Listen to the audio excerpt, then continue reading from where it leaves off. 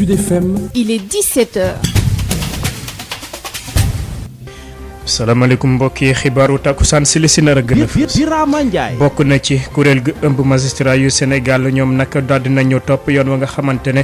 moom la njiitu réew mi daal di jëloon ñu duppee ko le temps de l'action ngir rek daal di sàkku ñu doxal nu mu gën a gaawee proposition ya nga xamante ne daañ nañ ko def ngir rek ñu daal di am ab justice bu daal di jaar yoon. niki tey jii lañ ko daal di xam ne ginnaaw bu ñu amee ndaje bu yaa daal di waxtaan xool ana naka la ñuy def ci seen ëllëgu liggéey. loolee dinañ ci ñëw ci yaatalu xibaar yi seen njiit di Souleymane Teliko moom itam àndut benn yoon ci kàddu yi nga xamante ne saa su ne nit ñaa ngi koy yëkkat di ko jëmale ci wàllu justice googe dinañ ci ñëw ci yaatalu xibaar yi Guy Marius Sagna ak ay ñooñom itam daal dinañ leen bàyyi niki sànq lañ daal di àddu ci li nga xamante ne moom moo jëm ci liñ leen tegoon loxo dina ñëw itam ci li nga xamante ne moom moo jëm ci wàllu projet de loi bi daal di dàqandi lépp lu jëm ci wàllu élection locale yi ñu daal di dégmal noone niki démb ci conseil des ministres professeur Moussa Diaw di ngeen ko teewlu ci yaatalu xibaar yi li ni mel biñ ci boole yeneen xeetu xibaar wax sa xalaat lu ñuy waxtaane bokk na ci lu jëm ci wàllu mbas mi toxal élection locale yooyu ban jàngat ban taxawaay ci 88 lay doon 628 98 98 bi ci réew 33 841 22 33 Alassane Wade moo féete ci xarale. Sud FM. Birama Ndiaye. sant leen gërëm leen di leen tatagan ci teewlu bi ngeen di teewlu seen rajo Sud FM 98.5 ak mboolem suñu bànqaas suñu lëkkaloo xibaar yi ñu doore ko ni leen ko waxee rek ci kuréel gi ëmb magistrat yu nekk ci Sénégal di UMS ñoom nag la ñoo sàkku bokk na ci lépp lu jëm ci wàllu proposition ya nga xamante ne daal nañ ko def ñu daal di ko fexe doxal nu mu gën a gaawee bu ko defee rek yoon mun a moom boppam statut parquet fonctionnement conseil supérieur magistrature ak yeneen daal di nañ ko waxtaanee ni ki tey jii Abdoulaye Diop. yoon bu moom boppam mi ngi jaar rek ci ñu daal di jëfee xalaat yi ñu joxe woon rawatina ci statut parquet ak doxalinu conseil supérieur de la magistrature suñu sukkandikoo ci jiital union magistrat yu Sénégal di juge Souleymane Teliko. am na yu bëri yoo xamante ni matul rawatina ci statut parquet waaye tamit ci doxalinu conseil supérieur magistrature ñu jàpp ni ci ñaari yooyee nag proposition yi ñu defoon loole dañu ko war a doxal te nekkul ci intérêt magistrat lu ñu sàkku rek mooy ñu gën a may doole yoon ba mu moom boppam xam ni loolee nag li muy tekki mooy ak yelleefu askan bi dinañ ko gën a aar jong yi ñu jëme ko ci yoon nag ginnaaw coowal Sonko ak Adji Sarr neexul benn yoon UMS tax ñu bëgg ay saafara am sañ-sañu daal di ŋàññi nag warul dem ba ci rek ne dara doxul fii ci yoonu Sénégal justice bi mi ngi dox waaye ñun tamit ni ki ñu koy doxal dañoo war a nangu ŋàññi yooyee nangu tamit ni yooyu lépp critique am na fu wóor fu mu sukkandiku ba tax nañu war ci ay saafara xalaat nañu ba noppi doxal rek moo ci des comme yeneen réew yi lu ñeel conseil supérieur de la magistrature nag UMS dellu ci ginnaaw loolee loxoy nguur gi waru cee dugg benn yoon dañoo jàpp ni wute gu rëy am na ci diggante mission bi nga xamante ni jox nañ ko conseil supérieur de la magistrature ak ni muy doxalee dañuy seetlu rek ni suñu conseil bi nguur gi da cee teg loxoom te conseil boo xamante ni dafa war a aar magistrat yi nag wax dëgg yàlla nguur gi war ci am benn dogal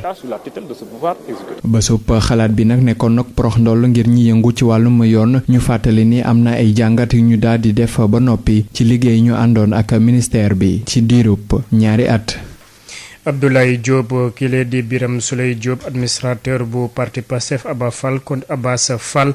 di coordinateur bu parti Pastef ñoom itam daal dinañ mayub afiya feexub négo ndiku ci doyen des juges ñoom nag kile di seen woka di maître Babacar Ndiaye àdduna ci ak ci téléphone El Hadj Malick Ndiaye ñu teewlu ko maître Babacar Ndiaye nekk. waaw maa ngi koy dëggal waaw bàyyi na leen mujj na leen jox liberté ndégg ko tay parce que bi ñu leen dégloo ba pare ñun dañoo jébbaloon benn demande liberté provisoire déposé ko ñun avocat yi voilà bi ñu déposé tey nag le juge bi jël décision parquet deful appel ñu mujj heureusement bàyyi leen te ñoo ngi koy rafetlu bu baax vraiment parce que loolu nañ doon xaar. na ngeen ko taxawee ci xeex bi. waaw loolu ça dépend ci juge bi rek xam nga juge moom day instruire à charge ou à décharge ku instruire à décharge aussi fekkee gis nañu dossier bi dara ne aussi da leen di bàyyi loolu mooy droit loolu la wax. fekkee aussi gis nañu fekkee am na ay éléments peut-être yu mu leen toppee même su leen yóbbu ci kanam yoon ko fii leen aussi ñu taxaw défendre suñu ay clients. yow naka ngay jàngatee décision bi nga xam ne juge bi jël na ko tey jii nii. waaw décision bu ñuy rafetlu di si kontaan trop et puis xam naa ni famille ñi téye woon ci ñoom kontaan nañ ci waaye li ma si mën a wax rek mooy décision la ba nga xam ni Sénégal yëpp moom dañu doon xaar parce que dañoo génn si ay coow bu metti ba nga xam ni Sénégal mënoon na si bañ a jàll mais nag lii am moom am na ba pare mais nag ñu soxla woon vraiment nit ñi dal kilifa diini yi woote si acteurs politiques yi ko séq aussi woote ñëpp woote si daal parce que jamono ji loolu la laaj quoi léegi nag moo tax décision bi su ñëwee ñun aussi vraiment dañ koy rafetlu di kona parce que loolu rek la quoi parce que loolu rek la am na ñuy jotali rek ñoom Clédor Sène ñoom kii Mari Sagna ñoom ñëpp bàyyi ak ñoom Assane Diouf donc lii moom su amee duñu bett quoi vraiment te ñu ciy kontaan parce que Sénégal loolu la laaj. keneen ku ñu bàyyi bokk na ci Guy Marius Sagna niki tey ci suba itam la daal di janoog waaye taskatu xibaar yi ñaawlu lu ñu jàpp ne nag dafa am xaaj ak seen ci ni nga xamante ne noonu lañ leen daal di tegopp loxo Guy Marius Sagna yu itam jàpp na ne nag tey ji lay gën di wëyal la nga xamante ne moom mooy xeex gu muy xeex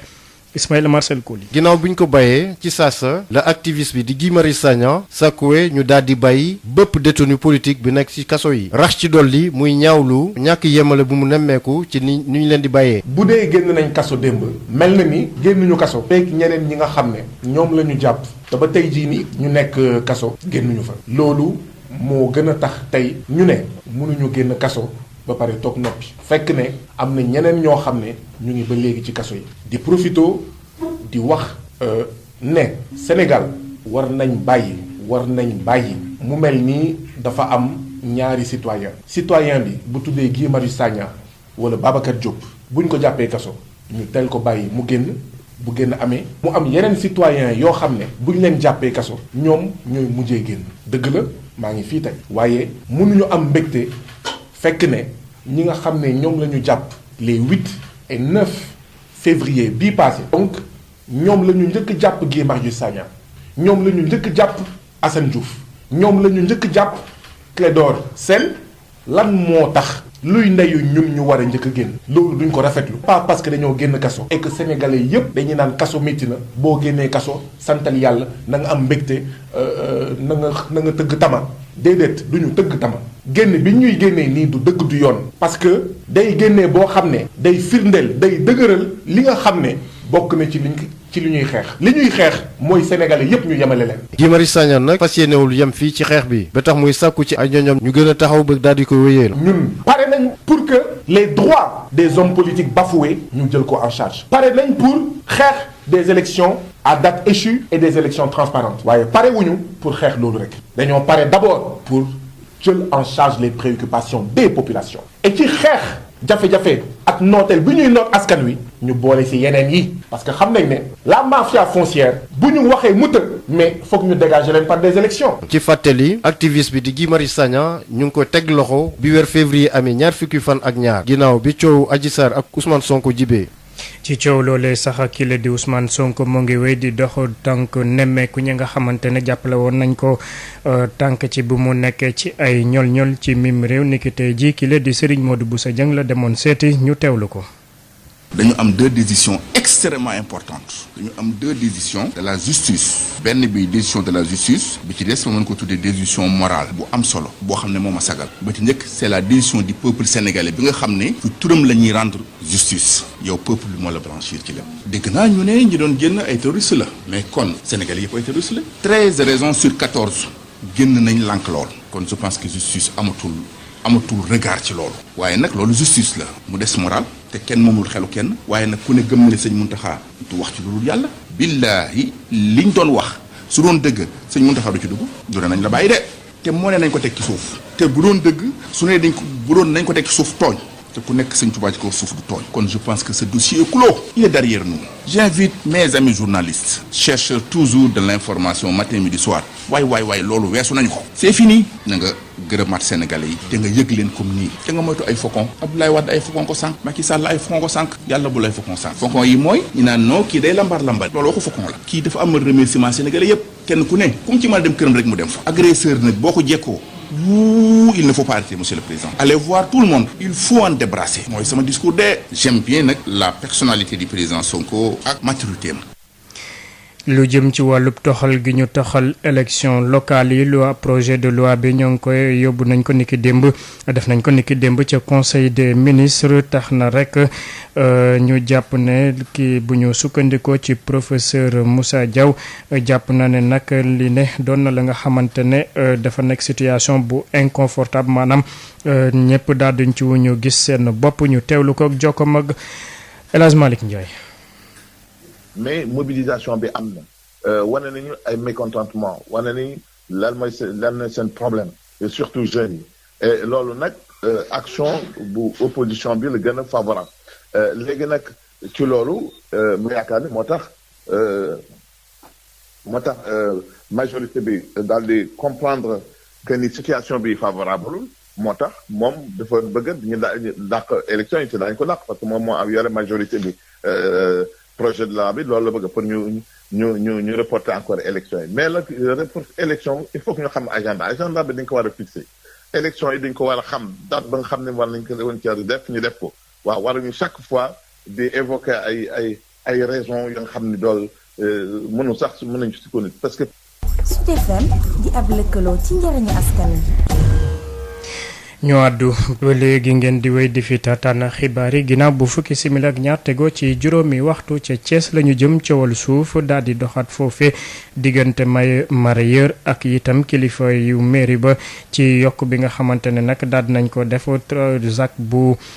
nekk foofe ci site bi daal di waral marché poisson moderne bu ñu fa fas yéene woon a amal foofe ca Thiès.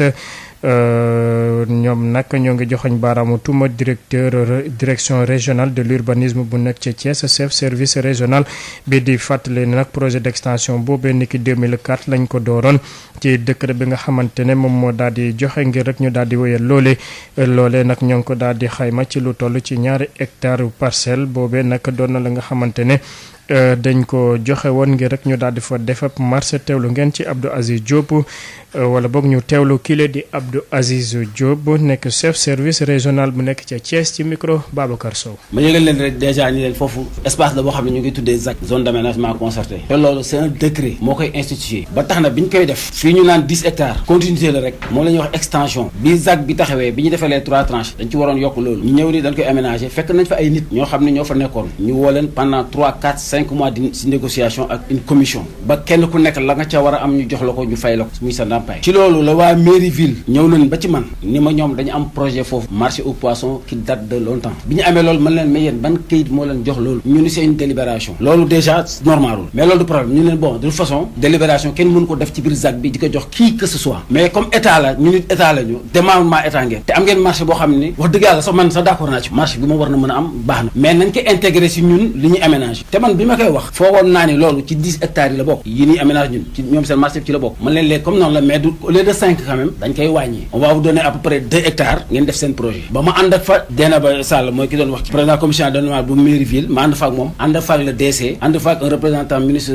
pêche ñoom bi ñu wanee ñun leen fii du leen ko fef ñun fee leen wan ñu wan fan leen proposé ñun ñu leen fii on vous donne 2 hectares bi ko gars yi xoolee séance tenante gars yi ni d'accord nañu y a aucun souci malheureusement bi ñu demee xam naa certainement mairie ville ñu ni non ñoom duñu jël 2 hectares il leur faut intégralement 5 hectares man ma ni leen 5 hectares déjà amul leen ko fa légalement mën lañ leen jox 2 hectares ngeen ni bugg leen ko mais léegi wan leen ma luy wane ni am ngeen fa 5 hectares booba lañ ma indil un extrait de plan ce qui n'est pas un titre de propriété mairie ville moo indi extrait de plan ñoo ut seen géomètre ñoo dem cadastre ju validé ko ñu indil ma ko ma woowaat le maire man personnellement ma ni ko li nga ci doon kii bëggoon sax yow daa ko ci am parce que 5 hectares nga bëggoon di nga am totalité 5 hectares voire plus ñu ni ok c'est ok malheureusement tey ma yeewu dégg intervention wu mairie ville président commission domaniale ñëw na ñun dañ leen imposer loolu te amul dara lu ci am. ñu jëm ci ñu àddu ci mbirum xëyub ndaw ñi sénégalais bu nekk daal di am itam lu jëm ci wàllu tàggat doon na la nga xamante ne moom la ñu doon waxtaanee ni ki tey jii ca ñuy yëngu ci wàllu pétrole ak gaz ñoom ñoo ko daal di woon amee loolee nag ngir daal di fexe képp ku nekk gën cee gis boppam ngir rek ñu daal di ko fexe doxal ci làkk yi nekk ci biir réew mi loolee faw ñu daal di ko dugal ci tàggat gi nga xamante ne ñoo ngi koy tàggat ndaw ñi ci fànn boobule atelier boobee nag ni ki tey jii bokk na ci lu ñu fa doon waxtaanee lu jëm ci naka la ñuy def ba daal di xool ana fan la nit ñi daal di war a mën a am wàllub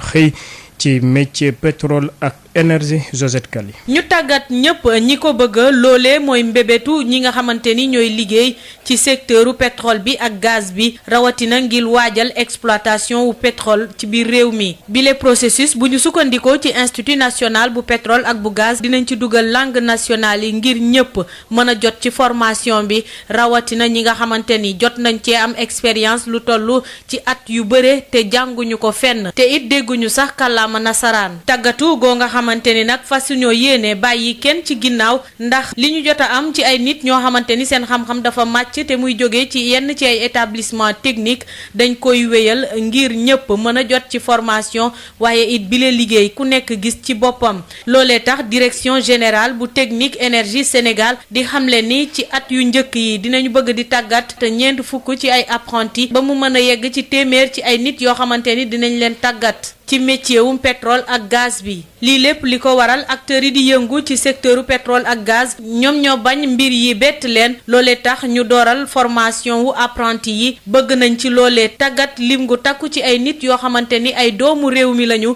ngir bu ko defee ñu mën a liggéey bu baax a baax ci lépp lu ñuy waajal ci liggéeyum pétrole bi. liggéeyum pétrole boobee beneen liggéey bokk na ci directeur général bu office national de l'assainissement du Sénégal tukkik nemmeeku moo ngi koy wéy di ko def ci yenn diwaan yi ni ki démb nag moo ngi woon foofee ca njaareem ngir rek daal di xool fan la liggéey bi daal di toll bu liggéey boobee nag daal dina ko rafetlu bu baax a baax ndaxte la ca ëpp daal dinañ ko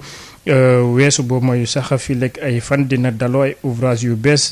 ki ko xamle di directeur général bu ONAS di docteur Ababacar Mbaye noonu itam waa ñi nga xamante ne ñoom ñooy élus locaux yu nekk ca njaareem daal dinañ rafetlu taxawaay googe ndaxte gis nañ rek daal dina leen boole ci lu jëm ci wàllub liggéey bi noonu itam daal dinañ fësalaale la nga xamante ne moom moo jëm ci seen wàllub njàqare rawatina ci mbënd yi Adama Ndiaye. wàllu mbënd mi yitteel na askan wi nekk njaareem ak Bambey doxuk nemmeeku gi nga xamante ne ki jiite ONAS def na ko fii tax na wéccoo xalaat am ñi nga xamante ne ñooy ñi ñu tàbbal ndombol tànk ak kilifa googu ngir saafara am ci li nga xamante ne mooy wàllu mbënn mi Khalifa Ababacar Mbodj mooy premier adjoint au maire bu Bambey. bu jógee Dakar ñëw Bambey wër ak ñun pour difficulté yi mu dégg ñu si conseil ñu si ak loo xam ne si yaakaar na dañu ko mën a def duñu am loolu yaakaar ni incha allah donc satisfaction na am si suñu jafe-jafe yu bare quoi lépp nag mënul koy sotti danañu conseil ànd ak nit ba problème yu bare ñu boole ko bokk ko réglé donc. député maire bu Diourbel di Malick Fall jàpp ne daal war nañu fexe ñi nga xamante ne ñooy élus locaux yi di dugal seen loxo ci projet d'assainissement yi. réew nag ñëpp ko mën a tabax. jax tey rek bu ñu demee léegi gis naa caniveau yi. ay xar yu dee ci biir. di dugal encore ay mbalit ci biir di ci xëpp loolu. loolu aussi bu fekkee population bi aussi comprendre ñun bu ñu dee liggéey tamit te ñoom ànduñ ci liggéey bi changé wuñu comp ci liggéey bi aussi day xaw a jafe-jafe si ñun. directeur bu ONAS jàpp ne assainissement daal compétence partagée la. Babacar Mbaye. problème culage bi muy wax nii dañ leen ci war a impliqué même si évidemment en fait assainissement du compétence transférée mais compétence partagée la lépp li ñu war a def rek dañ leen ci war a impliqué te implication boobu je crois que on a le droit. On a la responsabilité donc ñu impliqué leen ci donc je crois que avec la convention bu ñu mën a signer ak ñoom yooyu yëpp dañ ko jël en compte ah pour que vraiment ku ci nekk xam ban fànn ngay contribuer pour que quand même lépp lu ñu bëgg rek ci mbirum assainissement mu mën a dox ci biir dëkk bi. directeur général bu assainissement yokk si sax ne Bambey moom war na am réseau d'assainissement eaux usées yi. ngir fexe ba dakkal lépp lu jëm ci branchement anarchique yi Diourbel Sud FM Adama Ndiaye. ñu àddu ci beneen mbir bokk na ci la nga xamante ne moom moo jëm ci foofee ca Kaolack daal nañ tegu pour loxo lu toll ci ay kii yu bëri yi nga xamante ne dafa bàyyeekoo ci jur ji foofee nag service régional eaux et forêts moom moo ko daal di def ñu dem ba Kaolack fekk fa Mamadou Camara. agent eaux et forêts ñoom jot nañoo jàpp benn camion boo xam ne bi Mali la bàyyeekoo woon lu toll ci téeméer ak juróom-ñaar fukk ak juróom-benn bopp golo ak tamit ay bopp jasit ak yeneen xeetu rab yoo xam ne yi feesoon na dell ci camion bi colonel Moussa Dramé moom mooy inspecteur régional eaux et forêts ci Kaolack. suñu agent yi na ko kawoon ci supervision lieutenant Assoulo mooy chef de secteur bi dañoo immobiliser woon benn camion bu jógee Mali camion bi nag dafa amoon ay produits divers la woon quoi ak patience su agent yi ak seen farlu jéem nañu xool bu baax camion bi après bu ñu ko xoolee bu baax fekk fii ay produits yoo xam ne produits yi ñuy tere la yoo xam ne bon bi ñuy tere fekkee amuñu koy golo la ay bopp golo yu bari téeméer ak juróom-ñaar fukk ak juróom-benn donc moom la ñuy fekk ci oto bi mooy bopp golo yi ensuite am nañu benn animal boo xam ne bu tudd ratel ndax ratel boo am ne ñeenti der la ak ay boppu jaan yu bari ak ay béjjën yu bari aussi yoo xam ne béjjënu kopp na béjjënu lu tudd sapalof ensuite am na yeneen rab yoo xam ne bu tudd oryctorops yoo xam ne tànkam yi kanam ak tànkam yi gannaaw yëpp donc moom la ñuy jàpp ni quoi ak boppu chacal boppu safand ak benn boppu jasit waaw dañ koy tere bu fekkee ne amul kayit mais am na espèces yoo xam ne c'est intégralement protégé pour Sénégal en tout cas pour Sénégal kenn waru leen a laal quoi mais problème bi moom mooy comme que àll feneen la jógee ñun xamuñu seen réglementation mais li gënoon moom mooy ñooñu joxe ay kayit wane ne seen origine nii la ñu ñëwee ba dugg ci Sénégal nag fekkente ne xool nañu kayit yi lépp valable na dafa leen circulation ñu dem mais daf fekk yooyu yëpp entour ndax teg ngeen leen loxo ñoom waaw tegal nañu loxo après gars yi fay transaction après ñu bàyyi leen quoi ginnaaw ba ñu enquêté nag borom camion boobu wala ki ko moom jot nañ ko daan lu jege ci million ci suñuy koppar ni ko côte de la chasse waxee fii ci Sénégal Kaolack Mamadou Camara Sud FM. Mamadou Camara ni ko bésu tey ji ñaar fukki fan ak juróom ci weeru mars atum 1957 la fi bàyyeeko woon kii la di Serigne Babacar Sy bu El Hadj Malick moom nag umma islamique yëpp ñoo ngi daal di fàttaliku bu baax a baax nitu yàlla kooke doonoon xalif bu njëkk bu Maodo Babacar Sow. ñeent fukki at ak ñeent ngi nii ba Serigne Babacar Sy premier xalifa Seydi Hadj Malick Sy wujjee boroomam mu doon boroom bone carré boo xam ni bii ba léegi àddina wërngal këpp rawatina ndaw ñi ñu ngi rey ci moom rawatina mbokki jullit yi boroom xam-xam bu rëy boo xam ni doon wax naan ba mu juddoo ba léegi wàccul yoon wi nga xamee ni moom la ko Seydi Hadj Malick rëddaloon mu mën a jublu ci yàlla rawatina yonent bi sallallahu alayhi wa sallam moom nag lépp lu ko waroon ci wàllum diine def na ko ci lu ñu jàpp loo xam ne lii bàyyi na ko ci wàllu héritage ba tax sax ñi nga xamee ni ñoom la daan àndal daan discipline am ñoom ñëpp daal di roy ci moom Cheikh Al Khalifa noonu lañu ko doon gën a xamee ci ñi nga xamee ni ñoo ko gënoon a jege daal di wëyal liggéey bu am solo bi nga xamee ni bàyyam bi Seydi Hadj Malick Sy radiyallahu taala anhu defoon na ko borom xam-xam bu rëy ci wàllu diine l'islam judd ci 1885 daal di wuyu boromam le 25 mars 1957 daal dina tabax ay juma ay jàkka rawatina ay daar yu bëri ci réew mi ci réewum Sénégal kookee nga xam ne moom la ñuy fàttali ko tey jii àddina wërngal këpp rawatina umma islamique 25 mars 2021 def na juróom benn fukki at ak ñeent ba mu demee waaye day ba léegi kenn mënagu koo fàtte ci wàllu diine islam muy loo xam ne nag bàyyi na ko fii ngir wëyal liggéey bu am solo bi nga xamee ni moom la bàyyam ba Seydi Hadj Malick Sy daal de defoon ñuy fàttali ko doomam yi nga xamee ni dem nañu jamono yi di Serigne Mansour Sy borom daara ji Serigne Cheikh Ahmed Tidiane Sy Al Maktoum Serigne Abdou Aziz Sy Al Amin ak Serigne Pape Malick Sy ñoom ñooñee wuy ji boromam ba tax sax liggéey bu am solo boobee nga xam ni moom def na ko mi ngi dal ci loxo turandoom di Serigne Babacar Sy Mansour nekk ci jal bi jamono ji mu doon doomu maam Rokhaya Ndiaye ak maam Seydi Hadj Malick Sy Cheikh Al Khalifa mi ngi ci xol yi ci Tivaouane ci 25 mars bu jot rawatina ziar yi nga xamee ni yooyu yëpp ñu ngi ànd ak lii di mesure barrière ci Tivaouane Babacar Sow dañ ca jokkoo ak yéen pour Sud FM. Babacar Sow ñu àddu ci tolluwaayu mbas mi diggante démb ak tey juróomi nit ñoo di ñàkk seen bakkan bees lu toll itam ci téeméer ak ñaar fukk ak benn ñoom ñoo ko daal di amee bees ñi ko bésu tey ji itam ñetti téeméer ak ñetti nit daal di nañu wër pëng ba daal di ñibbi seen kër teewlu ngeen ko ci suñu xibaaru diggu bëccëg kii di docteur El Hadj Mamadou Ndiaye.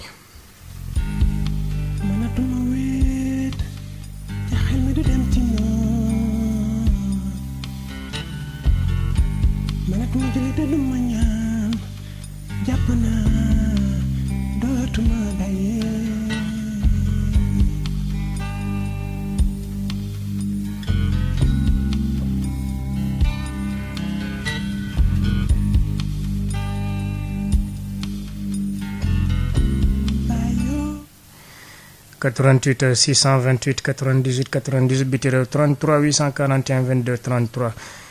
élection locale yi ñu daal di toxal ak it lu jëm ci wàllu mbas mi ci 88 628 98 98